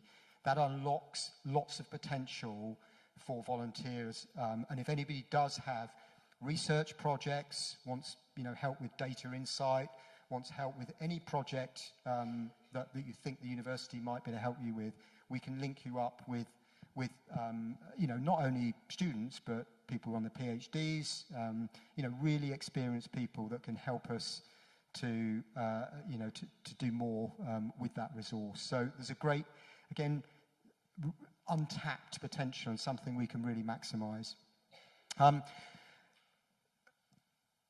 I want to also just mention that, the other thing that we're doing a lot of, and one of the things that I think going forward there will be more opportunities, particularly as there's some commissioned opportunities coming up to help people in the kind of welfare to work space at the moment. So we already mentioned we deliver things like community spirit, positive pathways, supported volunteering. We have to recognise that there are a lot of people out there that could gain benefit, and the benefit to the individual for volunteering as much as it is to the cause and the other beneficiaries. But actually providing some more coherent, coordinated, supported volunteering programs to address some of those inequalities, to help people that lack the confidence or the experience to volunteer and probably wouldn't choose to do it, no matter how well we market and promote opportunities without that helping hand. There is a big push, of course, from the government at the moment to look at how we can help people back into work who are currently unemployed, to help reduce the welfare bill, but importantly, to make people's lives better by empowering people to make choices. Not everybody has to work, but actually giving people opportunities to do something meaningful, to do something really positive, to do something that they value and they've made the choice to do is incredibly empowering, and we've got the opportunity to do that. I know that Hampshire County Council are currently commissioning the new programme around Connect to Work at the moment, which is around supporting people who are long-term unemployed with long-term health conditions. Many organisations who are members of Community First will deliver services and support in that space, and an opportunity when we know who's been commissioned to work closely with them to try and unlock, potentially volunteering opportunities as a stepping stone into employment and gaining paid work, if that's right for the individual. The one thing I will say under this kind of theme is very clearly from a Community First perspective, volunteering is free and is always something that people choose to do. We never force people to volunteer, nor should anybody in society, in my view, be forced to volunteer for fear of losing welfare payments or benefits that they might be dependent on, nor has recently been advertised, promoted in the press, and I was looking at interest at the Home Secretary's announcements yesterday about asylum seekers. There was a suggestion floated that there could be an announcement about forcing asylum seekers to volunteer as part of gaining or sustaining their refugee status. There was inevitably a significant backlash from national charities. We had conversations with our umbrella organisations, NAVCA and NCVO, to make clear that as volunteer centre locally, we would not endorse any person in society being forced to volunteer. It has to be free of their volition. People can be encouraged, and we can look at the barriers to volunteering, but that's different from actually saying to people, you must do this or you will be punished or penalised or in some other way impacted. Just a bit about then our future plans. So that's some of the current stuff, but these are some thoughts I've got and things that I'd love your reaction to and to see how you feel. Are you ambitious? Do you want to join up and come with me on a journey on this? Because I do think that this is a real opportunity for us. I think we should aim to run, I think I'm being quite modest in the numbers, given that we're already raising over 500 volunteers or supporting 500, placing 500 volunteers in the year. But to try and recruit and mobilise 1,000 new volunteers across the county. But we need a really big campaign to do this, not just more of the same, something that really raises the profile of volunteering across Hampshire and that unleashes. It's about people who currently are sitting not doing any volunteering, not about trying to twist the arms of those erstwhile volunteers, and many of you in this room will be in that camp who are already probably volunteering for 1, 2, 3 or more charities or causes. It's about tapping into people that have thought that volunteering is not really for them. I don't have the time. One of the reasons why older people aren't volunteering so much is lifestyle changes. Some of it forced on society by the cost of living, grandparents now looking after grandchildren while parents go out to work, people retiring early but perhaps travelling and making other life choices. There are lots of things that have changed that means that there isn't an automatic, I've retired, what do I do now? Bit of volunteering.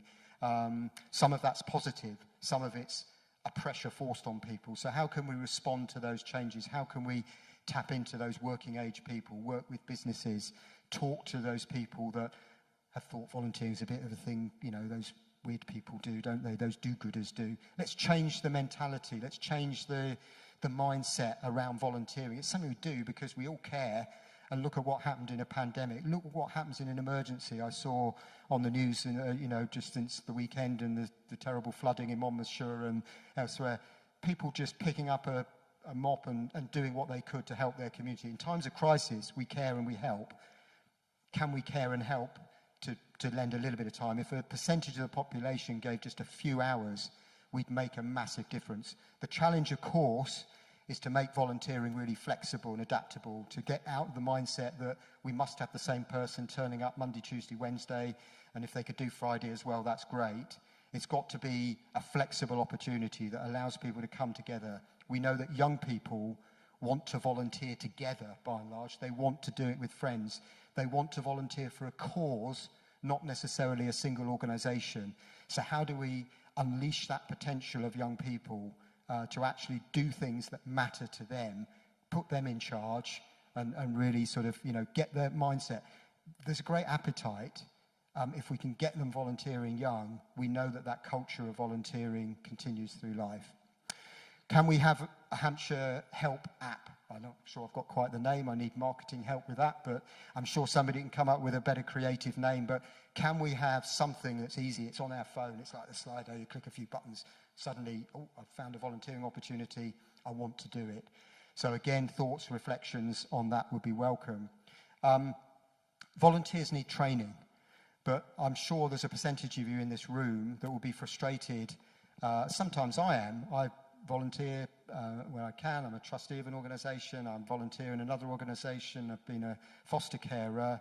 The number of training programs I've had to go through that are remarkably similar, telling me the same thing in slightly different language to somebody else's logo on the slides and the presenter wearing a different metaphorical hat, is remarkable. And I'm sure together we could be more streamlined, coherent and consistent to reduce that burden of having to do 3 health and safety briefings, safeguarding briefings. I'm not belittling or deriding the fact that volunteers need training and need to be supported, and we need to maintain the quality and the reassurance and the safeguarding risks around that, absolutely. But can we be smarter about how we do it? Yes, I think we can, and I'd love to work with organisations to look at how we do that and how we brand that. Can we passport and share more volunteers? So by passporting, we mean, again, can volunteers volunteer for an organisation, be accredited, whether it's DBS checked, done the training? That training is remarkably similar to the organisation that they might also want to use that same skill set. Many people want to volunteer for a cause, not just for an organisation. So if you're volunteering for a particular cause, but there's a few organisations that are doing that, can we share those volunteers? Make it more attractive to the volunteer, but also to help all of those causes in their own way. And I think we've got to just take a little bit of a step back. Even some of the language we've learned from feedback that we've had, and indeed other research that's been carried out, about the branding of the name volunteer. You know, it has a connotation of something a bit old-fashioned, a bit stuffy. Do young people think volunteering is just something you do when you retire for older people? How do we look at that? So the help giving, the informal volunteering I've mentioned, vitally important.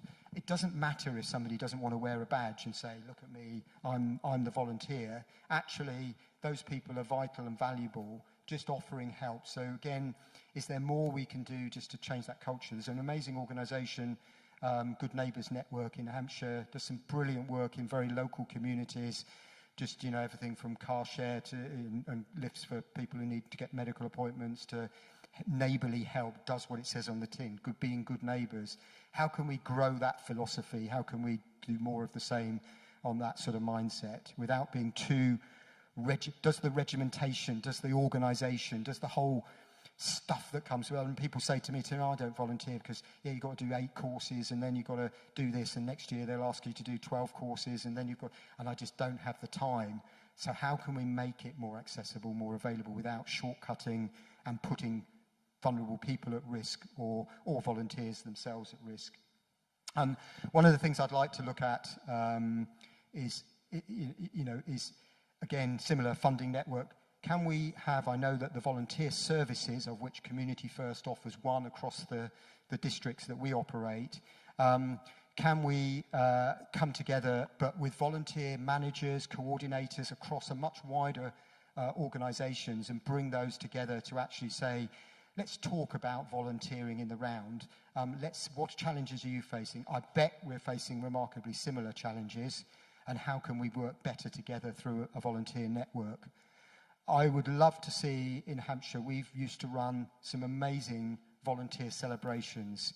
It's not always about the rewards that volunteers get, but a lot, you know, really, and I think it does for families of volunteers, for people around those volunteers, it really does matter for people to say thank you, to recognise the achievements of volunteers, to celebrate the great work that people do.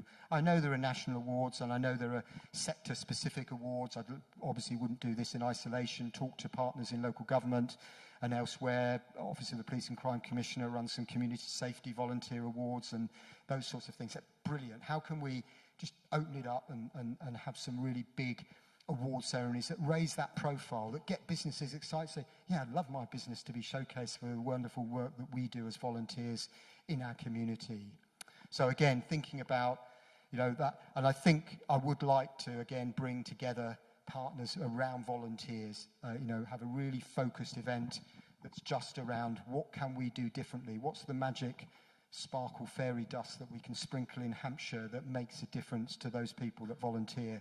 So not something with too many people talking at each other, but just a room of people who care passionately and have the energy to make a difference around volunteers. And actually, you know, the person that should be here really talking today is volunteer. I know I wear a hat as a volunteer, but I'm here as Chief Executive of Community First. Let's hear from volunteers. What makes volunteers tick? What would make a perspective? Let's hear from somebody who says, volunteering is not for me. Let's open up that conversation, because it's not a one organisation decision that we can make. It's not a solution that rests entirely with Community First. So that's enough for me on volunteering, but I'm going to ask you for just having a quick reflection on some Slidos now, and thank you to Stephen for persevering with the technology.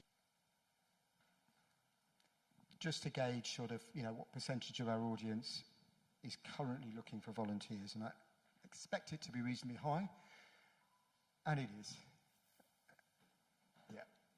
So again, just in this room alone, a snapshot of Hampshire's voluntary sector in all its guises.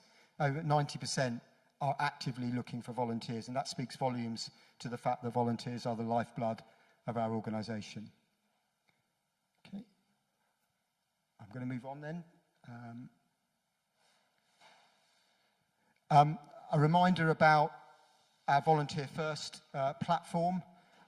If Jag was here, I know Katie is from our volunteer service, but Jag probably wouldn't let me off if I didn't say his wonderful phrase of, don't fear, we're here to help you volunteer, which many of you will have heard him say, but the Volunteer First platform is there to help you to recruit volunteers. Second slide for me then, just would you support a Hampshire-wide campaign to encourage more people to volunteer? Again, I'm just interested in your immediate reflections on that. Does that sound like something you want to get behind? We'd need to do it jointly. We'd need to be committed. So absolutely 100% brilliant. I'm going to move on fairly quickly. Next one. Where should we focus to encourage more people to volunteer? So on this one, I think there's an option to rank. Is it, Alex?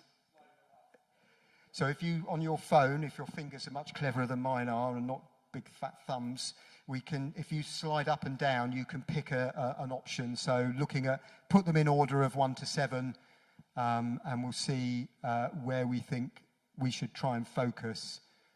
I'll just give you a second or two on this so we get a few numbers coming in. Thank you, Miles. You're always the one that spots the detail.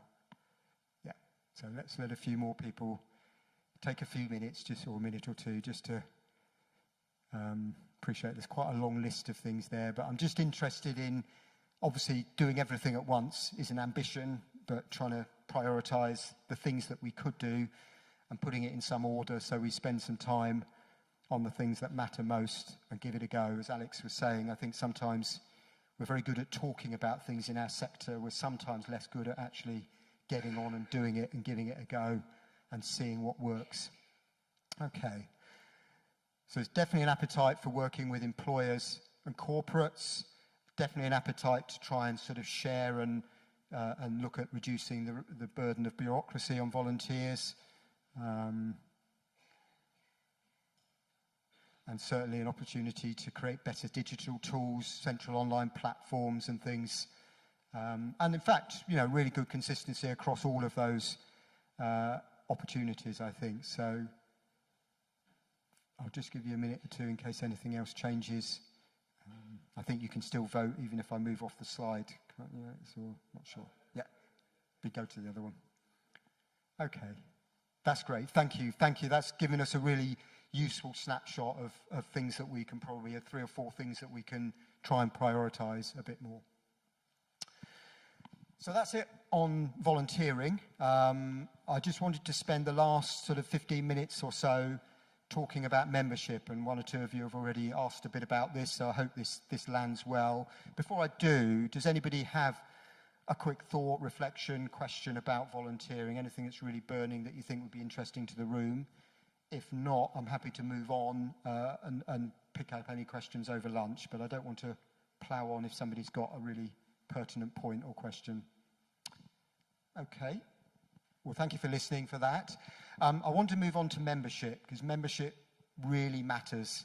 It matters to Community First, but most importantly, it matters to you, our members. And this is about us trying to do the best we can for you, our members. And I'm really keen to hear what it is you want. And I'm not proposing in 10 or 15 minutes to do justice to the full scope of what everybody wants. And I'm very happy to, with my team, to make arrangements to have follow-up conversations, to come and meet with you to share ideas. Our plan, and we have been, is reviewing our membership offer and to come forward with a new membership offer in the new year with our new strategy that helps to land some of the opportunities and ideas that I think we want to share. So first, just to share and reflect on what we do at the moment and what our membership offer looks like. Many of you may have seen this on one of our postcards if you work in one of our districts and areas, or talked to one of our community development team, and a number of those led by Debbie at the back of the room are here today. So if you want to talk to them afterwards, please do. Helping to set up groups, helping to raise funding for groups, providing high quality training and affordable training, finding qualified, experienced trustees and volunteers, linking you up, importantly, of voice and representation, so providing that opportunity to link up with partners in the public sector, principally in local authorities in health. So if you work in the sort of social care space, if you work in the health space, if you want to understand, and again through some of our networks, the Health and Wellbeing Forums, the Social Prescribing Network, and some of those are great opportunities to find out who's doing what, and for us to link you up with people that may have commissioning opportunities. The big push from health at the moment, for those of you that are members of HIVCA, the Hampshire and Isle of Wight Voluntary and Community Alliance, which is the umbrella movement we've got to engage with health at the moment. Again, I'll talk to you afterwards to link you up if you're not and want to know more. That's an opportunity to get your voice, and the Integrated Care Board and Partnership are talking about strategic commissioning with the voluntary sector, and that's a grand way of saying they would love to sit down with us and talk about what the needs are in our communities around health and how best the community and voluntary sector can work together to help our health service deliver better interventions, particularly in the prevention space, so stopping people or delaying people from becoming unwell.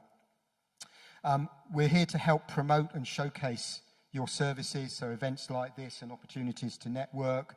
We're here to help you with the more mundane but necessary parts of running organisations like policies and procedures.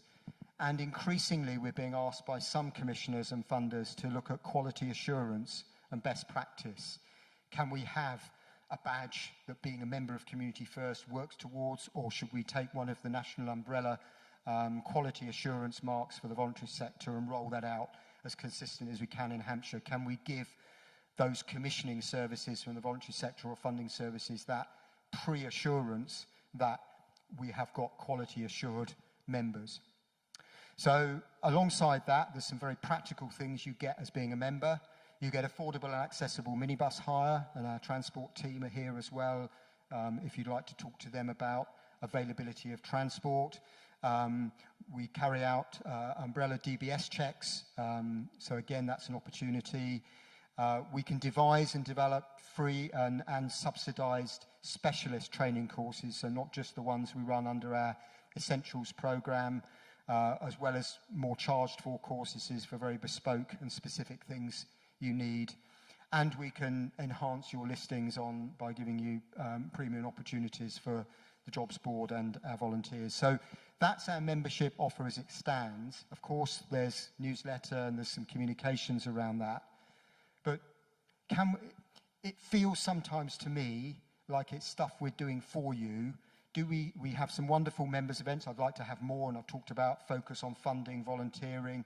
We've got our Hampshire and Isle of Wight Social Prescribing Network already booked in March. Having 4 or 5 significant member events across the year, different venues, different locations, some online. We have some brilliant webinars for our health and wellbeing stuff online that work really well, but there's no substitute for at least a certain number of gatherings face-to-face and networking as well. So what more can we do to support you? Can we make it more interactive? Can we hear more from our members, engage you more? What more can we offer you, and how can we package that up and make it attractive? I would love to, grow our membership. We greatly value you. We are a membership organisation. We don't survive if we don't have members who we're here to support and endorse and work with. We want you to grow and expand, and we want to grow and expand the membership. Voice and representation is really important to us, even more so when we've got a mayoral election coming up in May of next year with a combined strategic mayoral authority for Hampshire and the Isle of Wight. And with the changes that we've got in local government, some of the changes and challenges facing our health sector and Integrated Care Board, and indeed many other partners, how can we be that voice and represent you? We can't all of us all be in the room all of the time. One of the things I would like to do more is, rather than it sometimes being me or a voice of an infrastructure organisation trying to be a voice of the sector, is actually bringing some of you with us into those conversations to say, yes, it's me talking about the sector from my knowledge and experience, but actually on my right hand or my left hand, I've got somebody with expert knowledge on the ground doing this in the place that matters to them. How can I use that experience? Can we use your experience to actually inform and influence? So again, think about that, and can we grow a little network of experts that I can call on and ask to come to meetings or be involved in talking to people more so than just either my voice or my team's voice from Community First. We want to amplify your voice. We want to, talk about what matters to you, not just what we think matters or what we think matters to Community First. So moving on to Slido then, your turn again for the last few minutes. I'd love to hear from you, and as I say, I don't pretend that this is going to be the be-all and end-all and the only question I ask you. I'd love to, through my community team, be working with you. We are going to be doing a survey shortly. Just give us a snapshot from the room on what matters most to you, and what do you value most. So again, this is a priority list, is it, Alex, on this one? But yeah. So again, just try and rank those things. Is there something that's slightly more important? Don't worry too much about.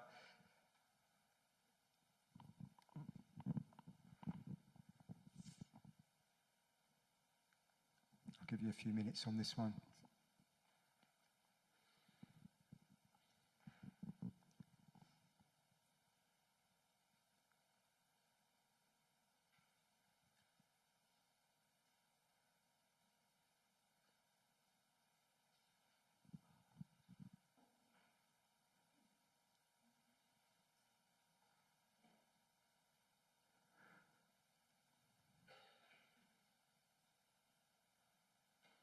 That's great. We're getting a really good kind of reflection and what's great for me is knowing that we've, the two top ones at the moment, are about help with funding and volunteer recruitment. So I hope that we've got something right this morning in focusing on those two topics as a kick-off. But as I say, I don't expect this to be the be-all and end-all, and I really don't want to be in the same place this time next year having the same conversations about the art of the possible or the ambition. I'd love to be in a place where some of you perhaps are up here sharing your experiences of how it's worked over the past year and what more can we do to grow the networks that we've established and created. So coming with us on that journey, or we coming with you on that journey, is quite exciting. That's great, thank you. I'm going to move on, just conscious of time. I've got a couple more questions to ask. If you could add, this is a free-form one, I think, so type a few words, 1 word, 2 words, whatever, it's short and sweet. If you could add a feature to membership, is there something that you want? And don't worry if you don't know in fully what membership, because one of the gaps I have realised is we don't always articulate clearly enough what membership entails, or people don't forget what membership entails. Is there a feature of membership? Is there something you would like that you don't think is included, or you don't know if it's included, or you know it's definitely not included, but you'd love to have it? Tell us something that you'd like more of or would like. And this should come up as a bit of a word cloud, so the more people that pick the more things, we'll get a bigger focus or a bigger word. Okay.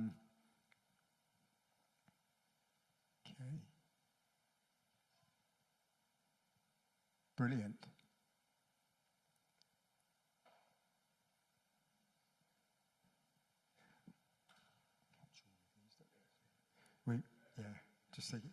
We do capture all of these. I'm going to use these and reflect back afterwards, but that's great. And make sure just a few more can feed in. So events is still, something, organising events to bring people together. Again, that reinforces perhaps our move towards collaboration, partnerships, knowing what's happening, awareness raising. So many brilliant suggestions on there. The mapping of local services, again, is an age-old challenge and issue. I think we could do a lot better on that. I think we could communicate better about the scope and scale of the voluntary sector, even if it's just in the district, the 7 districts that we cover, spreading that to the outside world. We have got, as a Community First, and I know in this room, also in your organisations, we have got in our sector an amazing amount of data. And one of the things going forward, if you talk to any organisation, it's about how we can use data better. how we can use the information that we've collected and collated and we got it stuffed in a drawer, probably a digital drawer now, but we got it stuffed away. We're just not using it smartly enough to inform decision making and what we do. But that's great. That is really, really helpful. We're going to have a look at that and use that to better inform. We've already done some work on a membership review and looking at some of the gaps and things. So I've been looking at what other membership organisations, not just in the local infrastructure space, but in other spaces, offer. Importantly, I'm going to move on because of time. Importantly, though, we may not be able to do everything, and we may need to look at what we charge for membership. We introduced a charge as Community First a few years ago of £10. It stayed at £10. Obviously, we have faced, in common with many of you, reductions in our local authority grants. Hampshire County Council, we've been able to maintain many of the district grants. We don't yet know what the unitary authorities will do around supporting local infrastructure when they are created in the next 2 years under local government reorganisation. And it is increasingly challenging for us, although not impossible, to try and secure funding from other funders to be that broker, to be that enabler. We are looking at some corporate sponsorship to try and enhance our membership offer, but there may need to be some changes to the amount we ask members to contribute. And I'm just interested in what you would consider to be a good value. We will be looking at potential for a sliding scale of membership. Potentially, a lot of membership organisations I've looked at base it on turnover or revenue of your organisation. So if you're a very small organisation, we do not want to price you out of the market and not stop you being a member by virtue of what we charge. We know that many organisations are members of lots of different bodies and organisations. When you add it all up, you can end up spending quite a lot on membership, and you may have to make choices. So we do not want to, push it more than we need to. But I'm interested just in your thoughts on what you think would represent good value, and that's really useful to have that. Thank you. And that, I think, really concludes our session today. I hope you have found it useful. We will, as I say, digitally share some, thumbs up, thumbs down, comments, tell us what worked for you, what you would have liked a bit more of. There is an opportunity for some lunch to stay around and network. Please do take that opportunity. Please do look at some of the marketplace stalls and the services that are promoted around the room. If you come today and you didn't bring a banner, but next time, bring a banner. There's no problem. We'll make sure it's all organised in the booking side of things. Are there, before we formally sort of close for lunch, is there any questions anybody would like to ask in the plenary about anything you've heard, or any reflections you want to make? I don't want to completely shut you down and just feel like we've invited you to contribute, but only through pressing buttons on your phone. If there's something that you would like to raise, do pop your hand up. I'm just going to check I haven't missed anything. No. It is time for networking and lunch. Many community... Oh, I'm sorry. There's a bit of ignoring.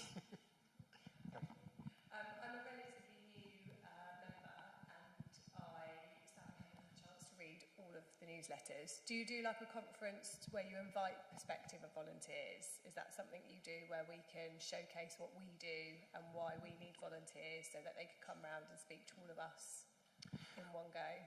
We have local volunteer fairs, and I don't know, perhaps if not putting you on the spot, Katie, but you'd like to chip in on this, but we do have, from a district to district, have local volunteer fairs. In fact, we've got one happening tomorrow, I'm going to stand corrected, if up in Whitehill Borden. So if anybody works in East Hampshire district, although it's in Whitehill Borden, it will cover wider East Hampshire district. We tend to do those on a sort of local place-by-place basis.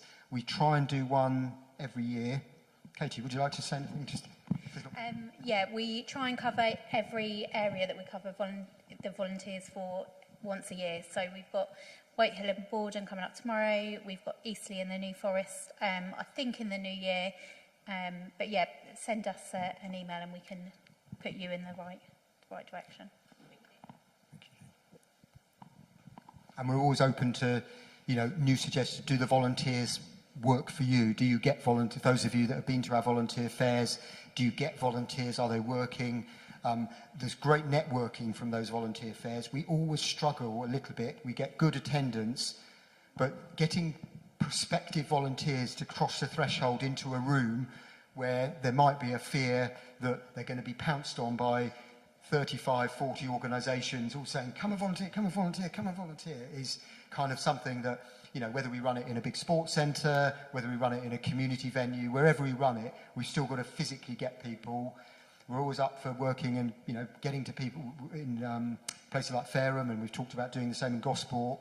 We run some high street showcase events. So in the summer, we take over the Fareham High Street and the market, and we have stalls full of voluntary sector charities, organisations, promoting volunteering opportunities, selling their wares, promoting whatever services they offer.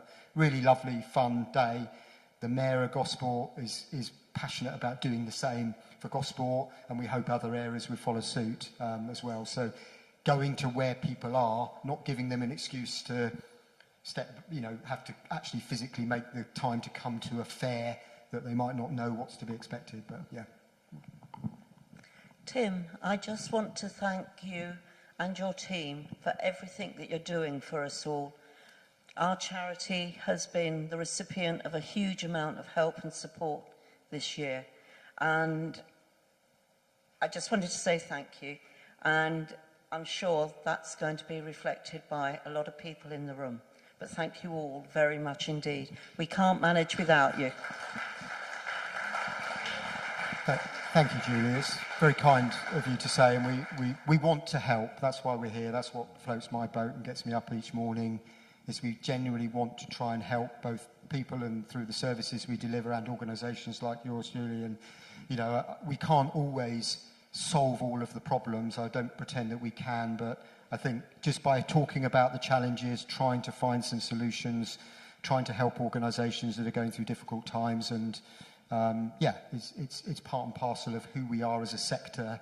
And I know that is shared across everybody I talk to, and members and other groups are similarly of a view that by talking and sharing the challenges that we're all facing is sometimes part of the solution. So thank you, Julie.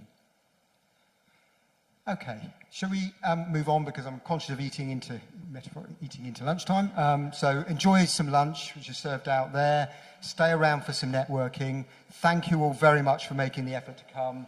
And I look forward to seeing you at our upcoming events on funding and volunteering in the future. Take care all. Thank you.